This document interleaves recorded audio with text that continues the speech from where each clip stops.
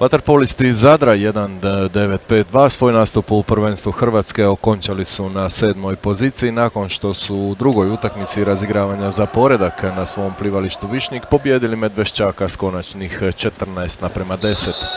Zagrebčani su, podsjetimo, u prvom dvoboju kod kuće bili bolji s 11:8, no Zadrani su sjajnom igrom, pogotovo u drugom poluvremenu, koje su pobijedili sa 9:3, zasluženo došli do slavlja i povijesnog 7. mjesta.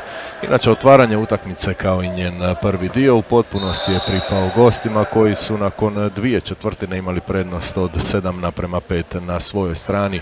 No igrači trenera Franka Geratovića u drugom su dijelu u potpunosti posustali, što su Zadrani iskoristili na najbolji mogući način i tijek utakmice okrenuli u svoju korist. Junak pobjede bio je Zadrov Aleksandar Pešterić koji je utakmicu okončao sa 6 pogodaka, dok je goste predvodio Ivan Huljev s 3 gola. U konačnici Zadar je osvajanjem 7. mjesta došao do svog najvećeg uspjeha u povijesti kluba, dok Medveščak bez obzira na poraz može biti zadovoljan svime što su igrači prikazali kroz sezonu. Čestitke Zadru, na kraju bili su bolja ekipa, mi smo se snašli bolje u jednoj specifičnoj situaciji koja je bila, uglavnom nakon 3/4 se ugasio semafor.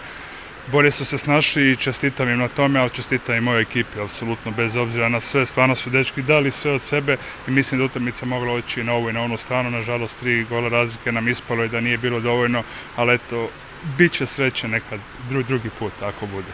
A što se tiče cijele sezone, nemam šta reći. Imamo puno mladih igrača i stvarno su odradili odličan posao. Svi, naš glavni cilj za početak bio ući u 8, pa evo da idemo na malo više.